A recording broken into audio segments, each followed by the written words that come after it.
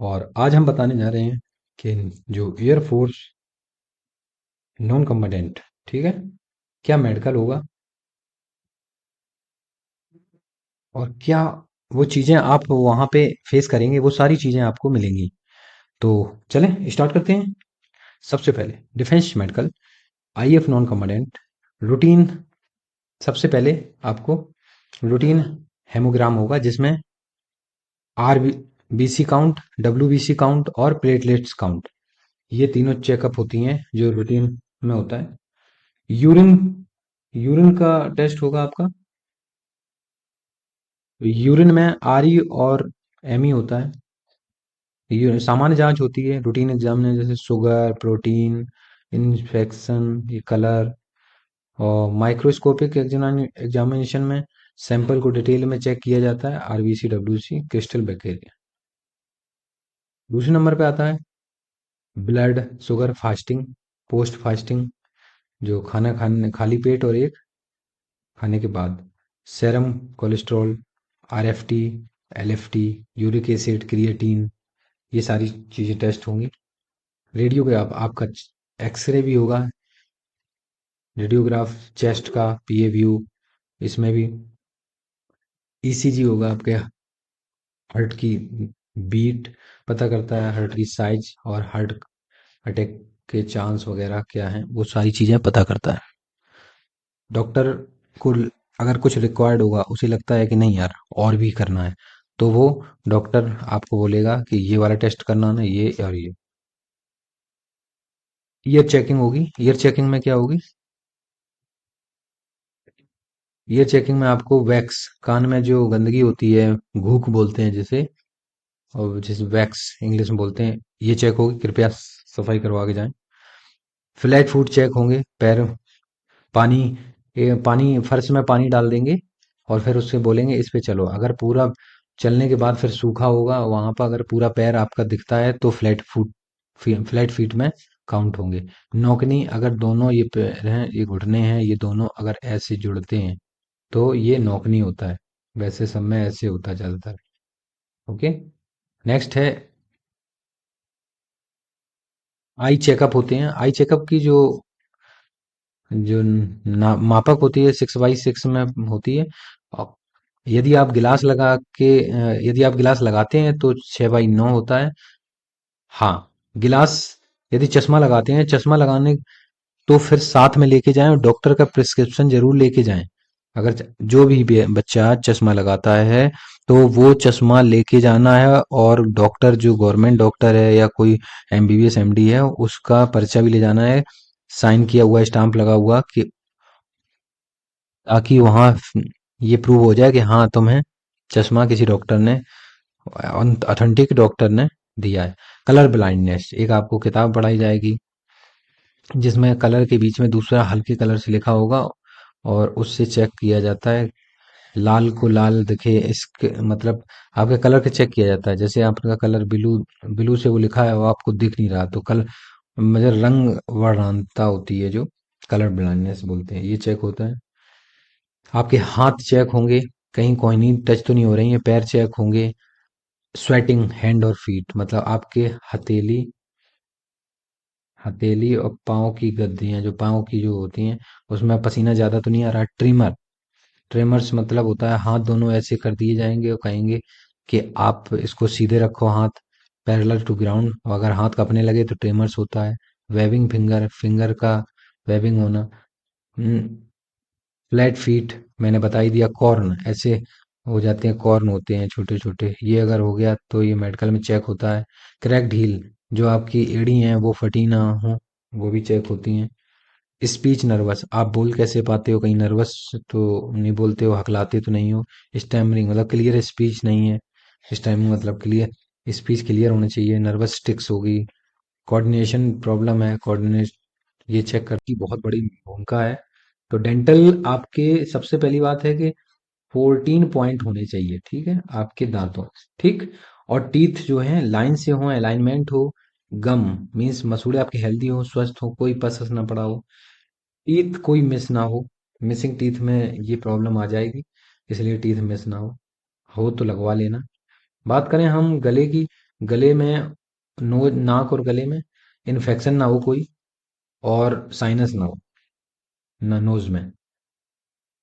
अच्छा, नोज की और बात कर लूं, कि नोज में डीएनएस हो जाता है, हड्डी छोटी बड़ी हो जाती है, किसी को जुकाम ज्यादा रहता है, ये रहता है, ये भी एक मेडिकल बेनिफिट का रीजन है, चेक करते हैं, तो इसलिए अपने हेल्थ को जरूर ख्याल रखें। इंटरनल ऑर्गन जैसे kidney, liver, kidney, hernia, hydrocele, piles, gastro, gas से शिकायत, ये सारी चीजें देखते हैं। अब हाइड्रोसील तो दिखने ही से पता चल जाएगा, पाइल्स भी दिखने से पता चल जाएंगी, ठीक, हार्निया भी समझ में आती हैं। किडनी अंदर है तो चलो कोई बात नहीं, नहीं पता चलेगी, लीवर का भी पता नहीं चलेगा, लेकिन हार्निया, हाइड्रोसील, पाइल्स, ये सब बाहर से ही दिख जाते हैं, गैस्ट्रो भी पता नहीं चलेगा। नेक्स्ट है टेम्परेरी इशू जो होते हैं।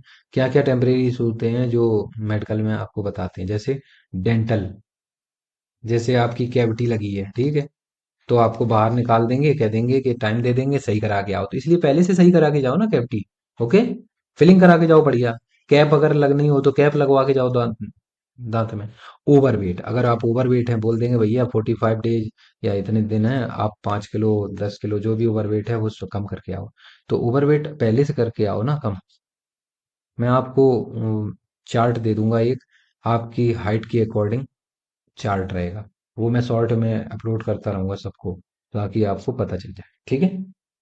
अगली बात करें, परमानेंट जो इशू हैं, जो अपने मेडिकल में जो चेक होते हैं परमानेंट इशू, उनको हम देख लेते हैं, ठीक। परमानेंट इशू जैसे कलर ब्लाइंडनेस, अगर ये एक बार अनफिट हो गए, और अगर आपको ये दिक्कत है, तो भाई ये लाइफ टाइम रहता है, ये कभी ठीक नहीं होता, ठीक है। ये जो ठीक, एक वो जो बुक है ना, कलर ब्लाइंडनेस वाली जो पढ़ाते हैं, वो अगर तुमने रट ली तो पास हो जाओगे, नहीं तो कलर ब्लाइंडनेस तो आपको ये परमानेंट बाहर कर सकती है। अस्थमा जो कि कभी सही नहीं होती, ये आपके आनुवांशिक भी हो सकता है और नॉर्मल भी हो सकता है, ठीक है, तो ये भी ठीक नहीं होता। स्पाइनल डिफॉर्मिटी मतलब आपकी जो रीढ़ की हड्डी है, उसमें अगर कोई दिक्कत है, जिंदगी भर सही नहीं होगी, ट्रेनिंग में भी दिक्कत आएगी, नहीं कर पाओगे, आगे भी दिक्कत आती है। मेजर ऑर्गन जैसे लीवर, किडनी, ये सब अगर कुछ फेल है तो ये भी परमानेंट इशू है, ठीक है। ये बहुत कम ठीक होते हैं, इससे बाहर ही हो जाता है बंदा। अब क्या करें फिटनेस के लिए, आपको करना क्या है, तो वो भी बता देता हूँ फिटनेस के लिए। क्या आपको डेली रनिंग करनी है, डेली पुशअप करने हैं, डेली स्क्वाट करनी है, खूब पानी पियो मेरे लाल, चाहे जितना जरूरत हो या ना हो, लेकिन पानी पीते रहना है। सर्दियों में ठंडा नहीं पिया जाता, गर्म पियो। गर्मियों में गर्म नॉर्मल जो पीना पियो, लेकिन फ्रिज का जो है chilled water don't drink, okay, नुकसान करता है। रनिंग करना है, आज आपने 2 किलोमीटर की है तो हर हफ्ते आप 2.1, 2.2 किलोमीटर ऐसे करके बढ़ाते जाना है, ठीक है। पुशअप आज 5 की हैं तो अगर नेक्स्ट वीक 7 करना है, नेक्स्ट वीक 9 करनी है, ऐसे एक एक करके 2-2 करके बढ़ाओगे तो मिलेगी कि सफलता मिलेगी, और करते रहना। स्क्वाट्स हैं, आज जैसे 10 कर रहे हो तो कल अगले हफ्ते 11 करना है, अगले हफ्ते फिर 12 करना है, ऐसे करके ये जरूर करें डेली। अच्छा, डेंटल की बात कर लें, कि अगर आप को कुछ शक है अपने दांतों के बारे में, तो सबसे अच्छा करना क्या है, आप डेंटिस्ट के पास जाएं, वहां दांत अगर गंदे हैं क्लीन कराएं, और कैविटी अगर है तो उसको फिल कराएं। माइनर इशू जो होते हैं जैसे टूथ डिके और गम प्रॉब्लम, तो वो तो ठीक हो जाती है, और दांत आपके कोई मिस नहीं होना चाहिए, ठीक है। और अलाइनमेंट मतलब दांत ऐसे होने चाहिए, मतलब लाइन से होना चाहिए, एकदम हंस दो तो मतलब मुस्कुरा जाए लोग, ठीक है। अब हम बात करें आपके ईएनटी, ईयर, नोज और थ्रोट, गला, कान, नाक, गला, अबाउट लाउड म्यूजिक, क्या करना है आपको, ये सब देखो। अगर आपको भर्ती देखनी है, बहुत तेज म्यूजिक ईयरफोन में ना कुछ सुने, ठीक है, क्योंकि मेडिकल एग्जाम है, तो ये हीयरिंग की, आपकी सुनने की क्षमता को कम कर सकते हैं, तो प्लीज जो ईयरबड्स आते हैं उसको यूज मत करें। साइनस इंस्पेक्शन, इसको जरूर याद रखें। टॉन्सिलाइज, टॉन्सिल जिसको है वो भी अपने कंट्रोल में रखें, वादी वाली चीजें ना खाएं, गरारा करें नमक के पानी से। क्रॉनिक कोल्ड बिफोर हैंड, तो सर्दी के जो सिम्टम्स हैं वो आ जाएंगे तो भैया मेडिकल में दिक्कत आ जाएगी। साइनस इंस्पेक्शन क्या है, सामान्य लक्षण बता देते हैं साइनस के। नाक बंद होना, भारी होना या भारी महसूस करना, गाढ़ा नाक का स्राव मतलब नाक आ रही है गाढ़ी गाढ़ी, पीला या हरा, ये केवल रंग से तय नहीं होता है इन्फेक्शन बैक्टीरियल है कि नहीं। चेहरे में दबाव या दर्द, गालों में, माथे में, आंखों के पीछे, सिर दर्द, सूंघने और स्वाद लेने की क्षमता कम हो जाना, ये साइनस की इंस्पेक्शन है। ना गले में बलगम, दिन दिन ज्यादा दिनों तक, मतलब लॉन्ग टाइम तक रहना, ये साइनस की प्रॉब्लम। गले में खराश खांसी लॉन्ग टाइम तक रहना, प्रॉब्लम। थकान या कमजोरी लॉन्ग टाइम, ये भी है। कभी कभी बुखार जुकाम है और हर महीने कभी कभी बुखार आता है, ये भी साइनस की प्रॉब्लम। ठीक है, इसको जरूर अपने आप में एक महसूस करें और चेक करें। अब बात करते हैं एब्डोमेन और इंटरनल ऑर्गन। यदि इसको करना कैसे है कंट्रोल, ईट क्लीन, आपको साफ सुथरा खाना है, जंक फूड नहीं खाना। ये मैं मेडिकल के तौर में बता, टेस्ट में पास हो रहे हैं यार, जब मेडिकल होना है आपको पता है कि यार हम भर्ती देख रहे हैं, तो ये सब चीजें, दारू, ऑयली मीट जितने भी हैं वो नहीं खाना। पानी बहुत भयंकर पीना है जिससे किडनी हेल्दी रहती।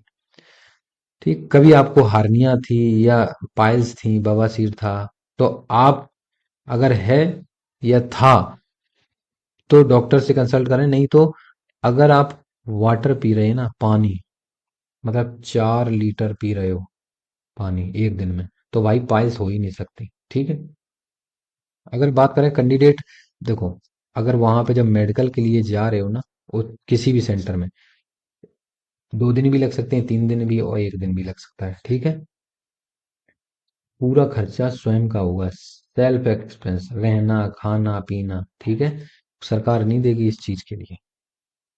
अब हम बात करें कि मेडिकल जब करवाने जा रहे हैं तो आपको क्या ध्यान में रखना है। ठीक है, मेडिकल जब आप करवाने जाते हैं तो ध्यान में क्या रखना है, वो पूरी चीज हम बताते हैं। सबसे पहले, नाक और साइनस का ध्यान बहुत जरूरी है। रोज सलाइन नसल स्प्रे आती है, स्टीम लो, भाप लो, ठंडी चीजें और आइसक्रीम, ये धूल धुआं एसी की सीधी हवा से बचो। जुकाम एलर्जी मेडिकल से पहले ठीक कराओ, नहीं वहां पर अनफिट कर देंगे, क्या फायदा, फिर बुलाएंगे। अगर डीएनएस है, डेविडेटेड नेसल सेप्टम्स, तो हल्का डीएनएस यूजली अनफिट नहीं करते हैं, अगर ज़्यादा है तो अनफिट करेंगे। ठीक है, लेकिन इन्फेक्शन और डिस्चार्ज ब्लॉकेज नहीं होना चाहिए, बस नाक आपकी क्लियर होनी चाहिए। अगली बात करें, चेस्ट, सीना, लंग्स, फेफड़े, ब्रीथिंग, रोज डीप ब्रीथिंग करना है। सांस, आपने सांस रोकना है और छोड़ना है, देर तक रोकना, एज योर कैपेसिटी, छोड़ना है। प्राणायाम करना है, अनुलोम विलोम जैसे। स्मोकिंग और वेपिंग बिल्कुल बंद कर दो भैया। ठीक है, दौड़ करो, ठीक, स्किपिंग करो, स्विमिंग करो, ये सब हेल्प करेगा। और बात करें आपका वजन, बीएमआई, ओवरवेट अंडरवेट दोनों में प्रॉब्लम करते हैं। ठीक है, जो वेट होता है, अंडरवेट है तो प्रॉब्लम होगा, और ओवरवेट है तो प्रॉब्लम होगा, बीएमआई फिर दिक्कत हो जाती है। इसलिए फिट रहिए, जंक फूड हटाओ, ऑयली खाना मत खाओ। ठीक है, शुगर वाली चीजें कम खाओ अभी।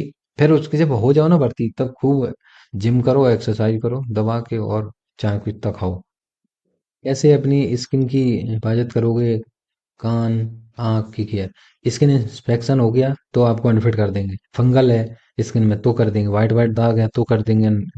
तो इसको बचा के रखना है। बहुत सारे ट्यूब आते हैं, क्रीम आती है, वो मेरे पास है, हम बता देंगे। जिसे कोई दिक्कत है तो आप कृपया इसमें कमेंट करें और पूछें, हम उसका सब इलाज बताएंगे। भाई हमें भी ऐसी चीजें होती थी तो हम उसका इलाज करते थे। एक्ने, आपके मुहासे हैं, ज्यादा हैं तो कान में वैक्स है, इंस्पेक्शन है, ये सब चीजें मेडिकल के पहले क्लियर करनी है अपनी। आंखों को प्रॉपर विजन टेस्ट करवा लो।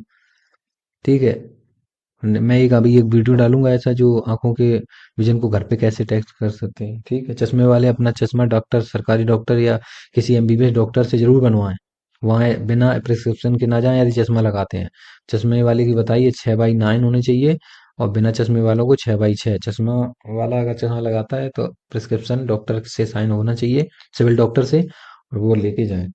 बात करें दांतों की, दांतों में क्या देखें, कैविटी ना हो, पस ना हो मसूड़ों में, दांतों में दर्द नहीं होना चाहिए, विजडम टूथ प्रॉब्लम ना हो, मतलब जो अक्ल की दाढ़ होती है ना, उनका पता पड़े मेडिकल है और अक्ल की दाढ़ निकल रही है, फिर आप भागे भागे फिर रहे हैं, अक्ल की दाढ़ निकल रही तो पहले से उसे ठीक कराओ, नहीं ठीक हो रही तो निकलवाओ, ठीक हो रही तो कोई बात नहीं, लेकिन ये चेक करना है। ठीक है, अब blood, BP, blood pressure, sugar normal रखना है, ज्यादा नमक नहीं खाना है, एनर्जी ड्रिंक नहीं पीना है, और रोज 7 से 8 घंटे की नींद लेना है, और स्ट्रेस कम रखो। देखो, चिंता करोगे कोई मतलब नहीं है, स्ट्रेस रखोगे तो मेडिकल में ब्लड प्रेशर बढ़ेगा, अनफिट कर देंगे, फिर 45 दिन बाद चक्कर लगाते रहोगे। मेडिकल से 7 से 10 दिन पहले कोई नई मेडिसिन खुद से मत शुरू करना, ठीक है। हैवी जिम मत करना, इंजरी से बचना है। फीवर, कोल्ड, साइनस फ्लेयर हुआ तो तुरंत इलाज कराना है। और अपने जो भी आपके प्राइवेट पार्ट हैं उनके हेयर रिमूव करना है, ठीक है। सावधानी से, ठीक है, ऐसा ना हो कि चोट लग जाए कुछ भी। ये बात ध्यान रखना, मेडिकल से पहले 7 से 10 दिन पहले ये सारी चीजें करनी है, हेयर रिमूव वगैरह, ठीक है, मेडिकल से पहले। ओके, चलो। और ये मेडिकल कब होता है? मेडिकल भैया ये हो जाएगा उसी, जब टेस्ट देने जाओगे तुरंत मेडिकल हो जाएगा। मेडिकल के दिन मतलब मेडिकल जिस दिन टेस्ट देने जाओगे, मेडिकल के दिन बहुत कम खाना खाना है, पानी बहुत पीना है, रिलैक्स रहना, नर्वस नहीं होना है। बीपी आपका नॉर्मल होगा, पल्स भी नॉर्मल। अगर नर्वस हो गए, रिलैक्स नहीं रह रहे हो, तो बीपी पल्स तो भयंकर बढ़ेगी, ठीक है। तो ये जानकारी है, मैंने दी है, और मैंने कोशिश की है कि ये पूरा कवर किया है। अगर आपको इनमें से कोई दिक्कत है तो हम भैया आपकी हेल्प कर सकते हैं। हेल्प, मेरा जो चैनल है उसमें टेलीग्राम चैनल की लिंक दी है, वहाँ पर जाओ और वहाँ पर मुझे मैसेज कर सकते हो और वो ग्रुप ज्वाइन कर सकते हो, ताकि आपको पता चले कोई भी दिक्कत होती है, कुछ भी है, स्वेटी पाम है, नोकनी है, या कौन जो भी है, वो सब हमें बताओ। हम उसके बारे में एक अलग से वीडियो बनाएंगे, क्या दिक्कत है आपको तो कैसे सॉल्व होगी, मैं पूरी हेल्प करूंगा आपकी। चलो, मिलते हैं नेक्स्ट वीडियो में। जय हिंद।